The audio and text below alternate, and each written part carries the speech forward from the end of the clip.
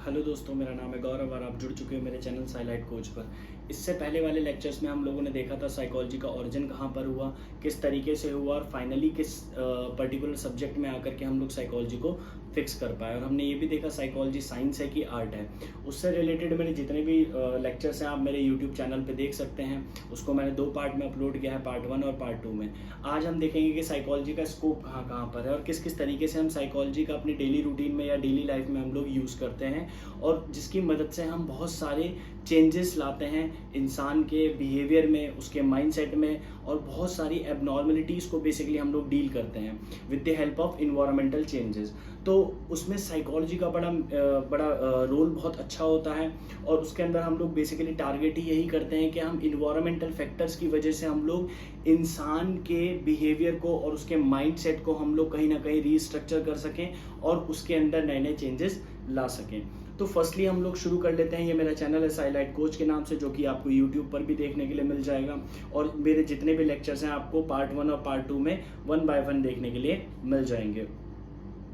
तो हम लोग शुरू कर लेते हैं स्कोप के बारे में साइकोलॉजी के। फर्स्टली हमारे स्कोप कहाँ कहाँ पर है और किस तरीके से हम लोग यूज़ करते आए हैं साइकोलॉजी की। देखिए बेसिकली फर्स्टली होता क्या है, हम लोग देखते हैं कि जितना भी साइकोलॉजी है या जितना भी हमारा इंसान का बिहेवियर होता है वो कहीं ना कहीं हमारे कनेक्ट होता है हमारे एक्सटर्नल इन्वायरमेंट की वजह से।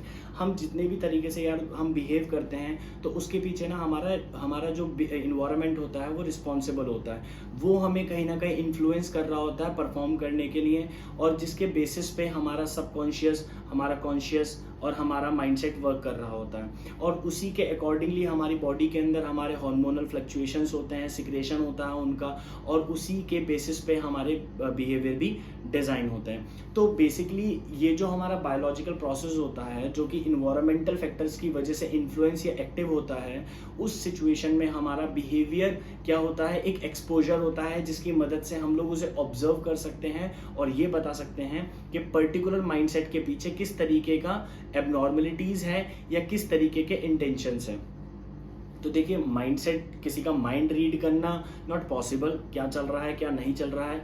ये कहते हैं कि माइंड पढ़ लिया जाता है, ऐसा होता है, बट ऐसा नहीं होता है। आपके बिहेवियर को या आपके कुछ प्रेशर पॉइंट्स को क्या किया जाता है, टारगेट किया जाता है, जिसकी मदद से ये पता लगाया जाता है कि इंसान के माइंड में या जानवर के माइंड में क्या चल रहा होता है, और उसी के अकॉर्डिंग हम लोग इन्वायरमेंटल चेंजेस करते हैं और बहुत सारी एबनॉर्मलिटीज़ को हम लोग डील कर रहे होते हैं। तो जैसा कि हम लोगों ने देखा था कि बहुत सारे कॉमन कैरेक्टर्स होते हैं जो कि इंसान के फिजिकल और उसके बायोलॉजिकल साइंस के पीछे जुड़े होते हैं। कैसे जुड़े होते हैं? फॉर एग्जांपल जैसे कि हम लोगों ने डिस्कस किया था कि आप किसी इन्वायरमेंट में जैसे ही एंटर करते हो, सेम उसी के तरीके के आप उस सिचुएशन में खड़े होकर के जो आपका माइंड सोच रहा होता है या देख रहा होता है, आपके सेंसेस की मदद से रिसीव कर रहा होता है, वही रिस्पॉन्स हमारा जो साइकोमोटर होता है वो उसी के अकॉर्डिंगली क्या करता है, रिस्पॉन्स करता है, और हम उसी तरीके से बिहेव करते हैं। तो उस एक्शन के पीछे हमारा माइंडसेट क्या है उसको पता लगाने में हम लोग कहीं ना कहीं साइकोलॉजी का यूज करते हैं।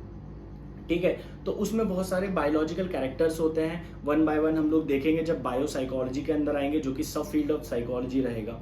और आप लोगों ने ये भी देखा होगा कि हम साइकोलॉजी की मदद से बहुत सारे बिहेवियरल चेंजेस कर लेते हैं। जैसे कि आपने बहुत सारे देखे होंगे कि लोगों को बहुत तरीके की मेंटल रिटार्डेशन होती है। उन मेंटल रिटार्डेशन में क्या करते हैं ये लोग, बहुत सारे मेडिकेशंस प्रोवाइड करते हैं अगर वो जेनेटिक है तो। वैसे सॉरी फॉर जेनेटिक तो बेसिकली अभी तक उसके ऊपर रिसर्च चल रही है, वो कहाँ तक है या कहाँ तक काम करती है वो एक अलग पोर्शन है। ठीक है, उस पर रिसर्च कंटिन्यू है, बट बहुत सारे इन्वायरमेंटल फैक्टर्स होते हैं जिसकी वजह से लोगों की साइकोलॉजिकल स्टेट क्या हो जाती है, डिस्टर्ब हो जाती है, या हम लोग नए तरीके का बिहेवियर लर्न करते हैं। तो हम लोग क्या करते हैं, हम एक एटमॉस्फेयर जनरेट करते हैं, एक डिज़ाइन करते हैं, और इंसान के जो डेली रूटीन हो उस डेली रूटीन जो होता है उसको हम लोग इम्प्रूव करने की कोशिश करते हैं, जिसमें कि हम लोग उसकी प्रॉब्लम के साथ डील करते हैं। वो प्रॉब्लम उसकी फिजिकल भी हो सकती है, बिहेवियरल या फिर साइकोलॉजिकल हो सकती है। ओके, तो ये सारी चीज़ें हम लोग साइकोलॉजी के अंदर यूज़ करते हैं, या बेसिकली हम लोग बोलते हैं कि improve the quality of human life. ठीक है, ध्यान रखिएगा इस चीज़ का। वहीं पर हम लोग बहुत सारे मेथड्स भी यूज़ करते हैं, जैसे कि हम लोगों ने पहले भी डिस्कस किया था, ऑब्जर्वेशन करते हैं, इंटरव्यू लेते हैं हम लोग, और हम लोग बहुत सारे स्टैटिस्टिकल मेथड्स यूज़ करते हैं, डिफरेंट डिफरेंट तरीके से एनालिसिस करते हैं हम लोग, जिसमें कि हम लोग उसकी बायोलॉजिकल प्रोसेस को भी हम लोग स्टडी कर रहे होते हैं, जो कि इंटरनल प्रोसेस होता है। ओके, उसमें हम लोगों ने वन बाय वन देखेंगे, हार्मोन्स वगैरह और ये सारी चीज़ें उसके अंदर आती हैं। तो हम लोग कैसे देखेंगे, बहुत सारे जो फील्ड हैं, पहले तो एक चीज़ समझ लीजिए कि जब बहुत सारे साइंटिस्ट आ करके या रिसर्चर्स आ करके किसी एक पर्टिकुलर सब्जेक्ट या टॉपिक पर रिसर्च शुरू करते हैं, तो उस टॉपिक को या उस चीज़ को हम लोग ट्रांजैक्शनलिज्म बोलते हैं।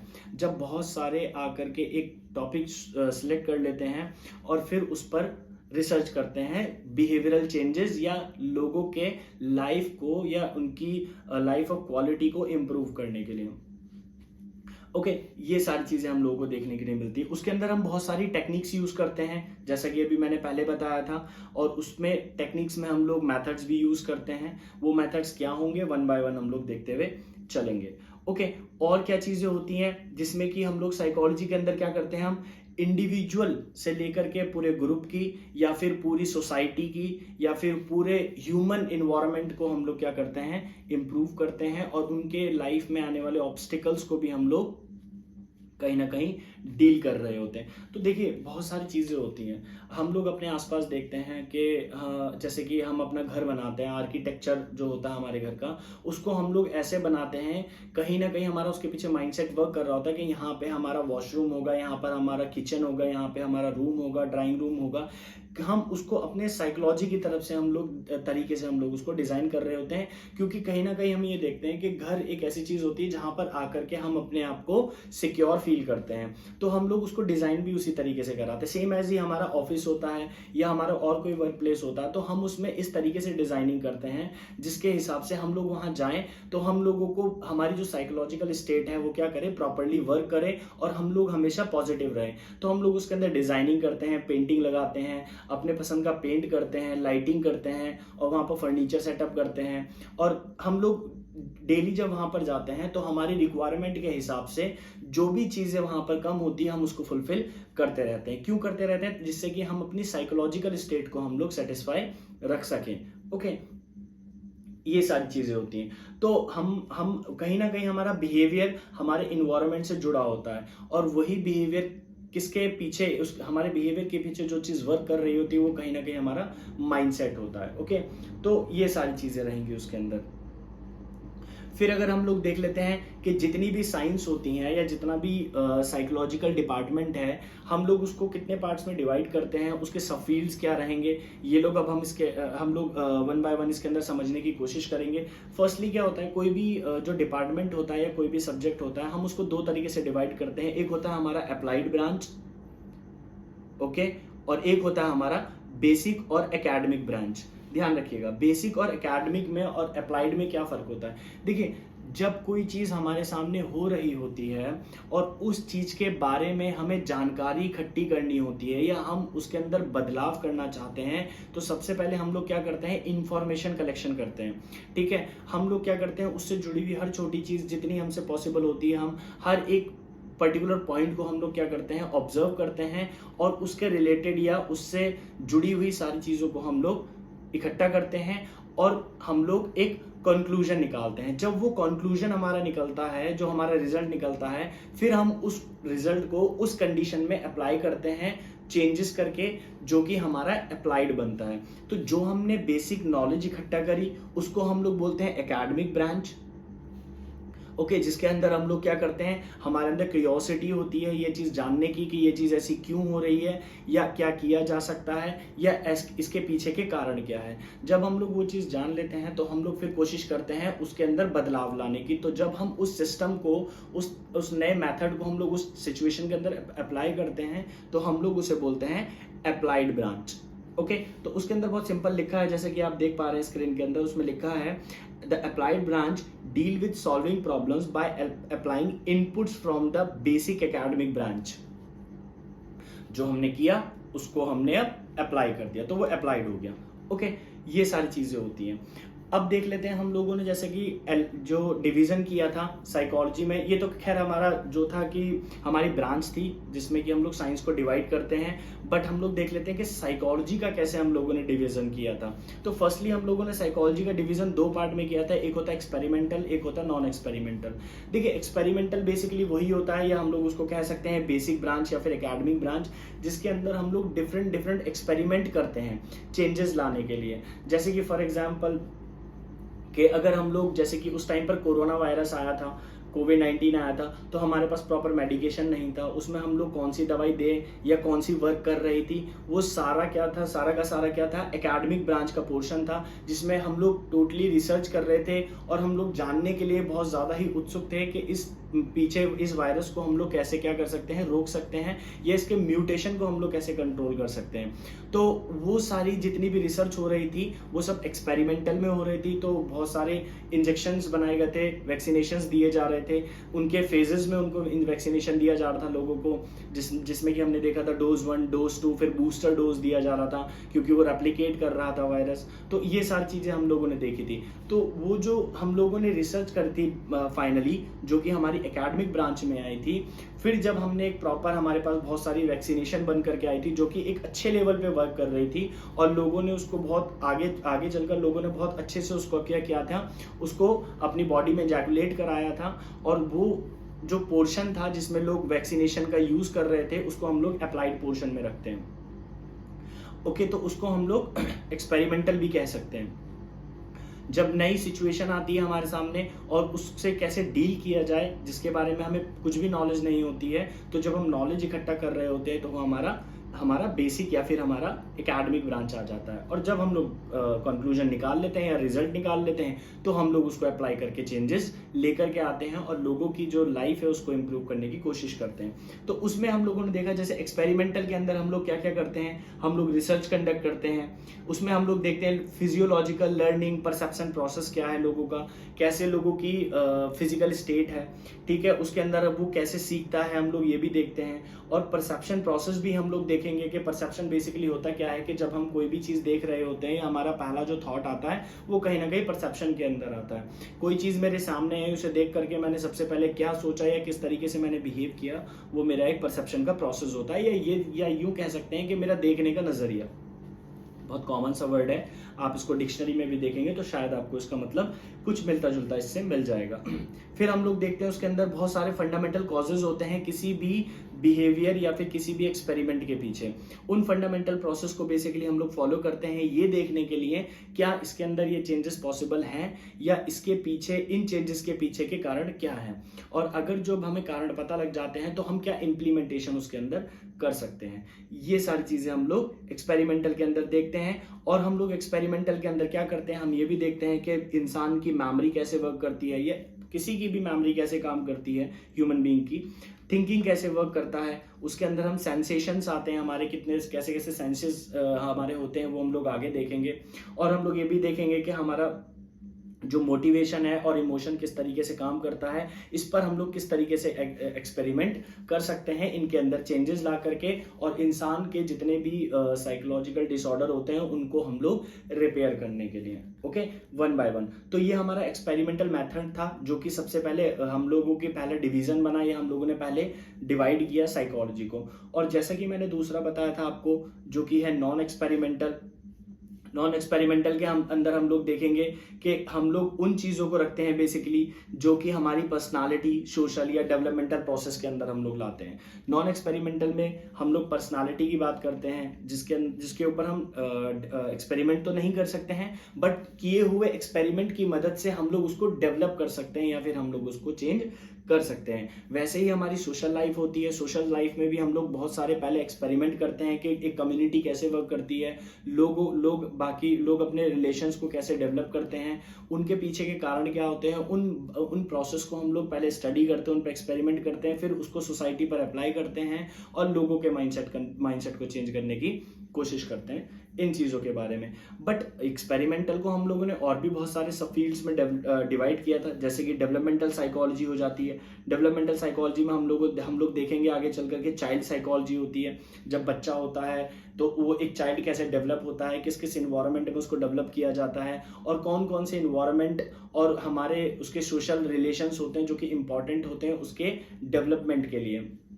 जिसके ऊपर उसका पूरा लाइफ स्पैन क्या होता है डिपेंड करता है कि आगे चल करके उसका बिहेवियर क्या रहेगा और किस तरीके की पर्सनालिटी वो डेवलप करेगा। तो ये सारी चीज़ें हम लोग बायो साइकोलॉजी के अंदर भी देखेंगे और डेवलपमेंटल साइकोलॉजी के अंदर भी देखेंगे।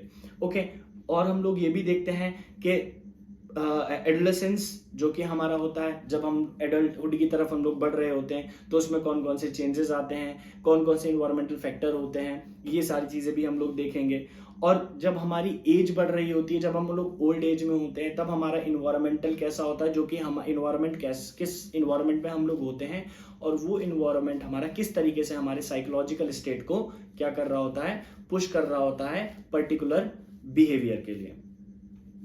ओके, इन चीज़ों का ध्यान रखिएगा। और एक और चीज़ आती है डेवलपमेंटल साइकोलॉजी के बाद सोशल साइकोलॉजी होती है। सोशल साइकोलॉजी में बेसिकली हम लोग यही देखते हैं कि उसमें हम लोग दो तरीके से उसको डिवाइड करते हैं, एक अप्लाइड होती है, एक ऑर्गेनाइजेशनल होती है। देखिए, अप्लाइड सोशल साइकोलॉजी अभी जैसा कि मैंने पहले बताया था कि जब समाज के अंदर बदलाव लाने होते हैं तो हम रिसर्च करते हैं और लोगों के माइंडसेट को चेंज करते हैं और उनके रिलेशंस को डेवलप करने की कोशिश करते हैं। सेम ऐसी ऑर्गेनाइजेशनल साइकोलॉजी होती है, जैसे कि फॉर एग्जाम्पल हम किसी ऑर्गेनाइजेशन में वर्क करते हैं तो उसका एटमोसफेयर कैसा रहेगा, वहाँ की सारे रूल्स, मेमोरेंडम, ये सब किस तरीके से वर्क करेंगे, जो कि वहाँ का बिहेवियर लोगों का क्या करेगा, उसी के अकॉर्डिंगली वर्क करेगा और कहीं ना कहीं उनकी साइकोलॉजिकल स्टेट के साथ जुड़ करके उनको पॉजिटिवली क्या करेगा, ग्रो करने में मदद करेगा या फिर डेवलप करने में मदद करेगा।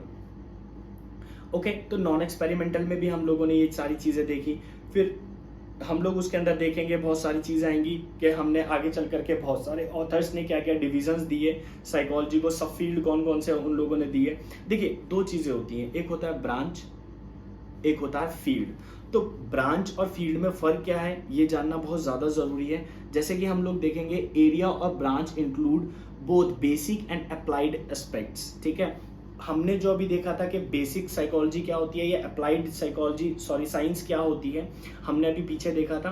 तो ब्रांच के अंदर हम लोग उन दो पोर्शंस को फिक्स करते हैं, बट हम लोग जब बात करते हैं फील्ड की तो फील्ड में हम लोग किसी एक स्पेसिफिक एरिया की बात करते हैं कि वो स्पेसिफिक एरिया की हम लोग बात कर लेंगे। जैसे कि हम लोग बायोलॉजी की बात करें या फिर हम लोग सोशल रिलेशंस की बात करें तो हम लोग उसमें फैमिली को टारगेट कर लेते हैं या फिर हम लोग फ्रेंड सर्कल को टारगेट कर लेते हैं। वैसे ही बायोलॉजी के अंदर उसका क्या होता है, एक पर्टिकुलर फील्ड होता है। जैसे कि हम लोग देखते हैं कि डिफरेंट फील्ड के हमारे पास डॉक्टर्स अवेलेबल हैं। हड्डियों के लिए अलग है, ठीक है, किडनीज के लिए अलग हैं, हार्ट के लिए अलग हैं। तो ये सब क्या हो जाते हैं, उसके स्पेसिफिक एरिया हो जाते हैं। तो ऐसे करके उन लोगों ने डिवीजन बनाया था या सब फील्ड बनाए थे साइकोलॉजी की।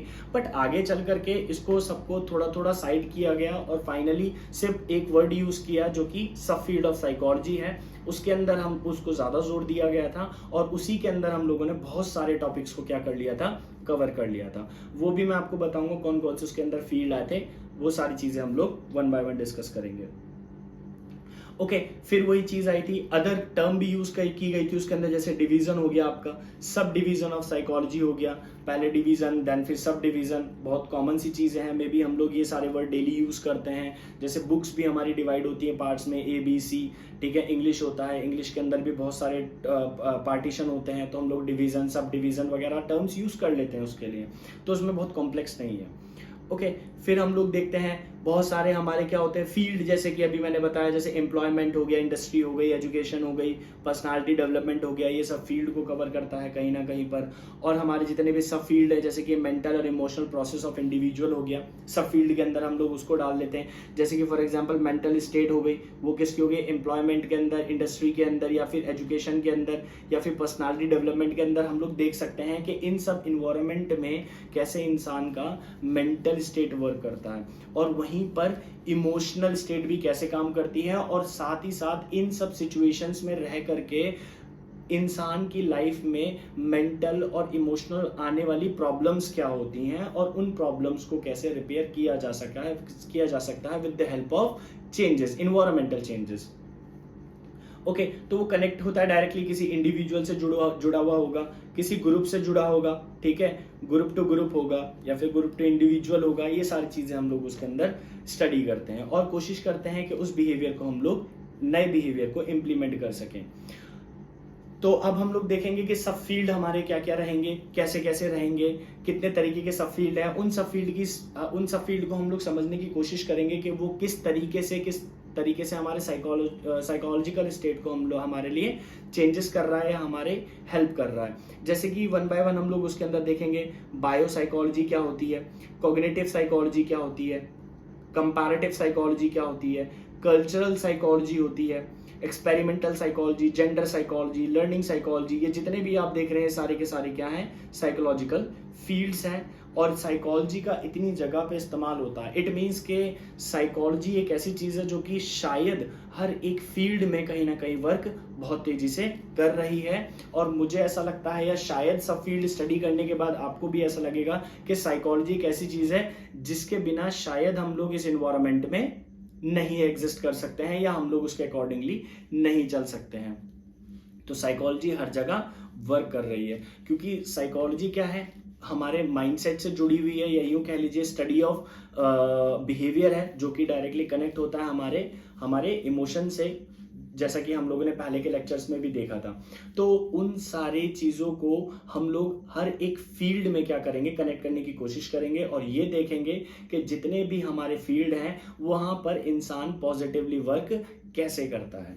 ओके, तो ये बहुत सारे, जैसे कि हम लोग देखेंगे एजुकेशन में भी साइकोलॉजी यूज होती है, काउंसलिंग हम लोग करते हैं, कंज्यूमर हो गया, मार्केटिंग हम लोग करने जाते हैं तो देखते हैं कि एक अलग ही एटमोसफेयर है शोरूम का, वहाँ पर वो लोग किस तरीके से डिजाइनिंग कर रहे हैं, वहाँ पर किस तरीके की लाइटिंग है, किस तरीके का वहाँ का साउंड सिस्टम है, ठीक है, और वहाँ पर जो जितना भी वहाँ का एनवायरनमेंट है वो लोगों की परचेजिंग पावर को इम्प्रूव करता है, इस हिसाब से बनाया जाता है। और हम लोग ये भी देखते हैं फॉरेंसिक साइकोलॉजी होती है, मिलिट्री साइकोलॉजी होती है, जिसके अंदर हम लोग ये देखते हैं जितना भी हमारे पर्सनेल्स होते हैं मिलिट्री के अंदर, वो लोग क्या कर रहे होते हैं, वहाँ पर एक पर्टिकुलर एक एक्सट्रीम लेवल का माइंडसेट चाहिए होता है। क्योंकि हम लोग देखते हैं कि जो एक हमारा मिलिट्री होता है, मिलिट्री सिस्टम होता है या मिलिट्री पर्सनेल्स होते हैं, वो लोग अपने परिवार से हट करके रह रहे होते हैं और बहुत बहुत सालों तक वो लोग क्या हो रहते हैं, एक ऐसी सिचुएशंस में, एनवायरनमेंट में रहते हैं जहाँ पर सर्वाइव करना बड़ा मुश्किल होता है। तो वहाँ पर बहुत तरीके के साइकोलॉजिकल क्या होते हैं, डिसऑर्डर डेवलप हो रहे होते हैं, तो उनको भी कहीं ना कहीं क्या करते हैं, डील करने में भी साइकोलॉजी हेल्प करती है। स्पोर्ट्स साइकोलॉजी है, इन्वायरमेंट साइकोलॉजी के अंदर हम लोग ये देखेंगे वन बाय वन के इन्वायरमेंटल चेंजेस ला करके हम किस तरीके से लोगों के प्रॉब्लम्स को हम लोग रिपेयर कर सकते हैं। ओके, तो ये सारे के सारे फील्ड हैं, सब साइकोलॉजी के सब फील्ड्स हैं, इनको हम लोग नेक्स्ट लेक्चर में हम लोग वन बाय वन डिस्कस करेंगे। ओके, तो ये जितने भी हमारे सब फील्ड्स थे इनको हम लोगों ने डिस्कस किया। आई होप कि आपको ये सारी चीज़ें समझ में आई थी और आने वाले लेक्चर्स में आपको और अच्छे से एलाबोरेट किया जाएगा, या मैं बताऊंगा अच्छे से खोल करके आपको सारी चीज़ें, जिसमें कि आपको समझने में और भी ज़्यादा आसानी होगी। तो मेरा नाम है गौरव, आप देख रहे थे साइलाइट coach. Thank you for watching.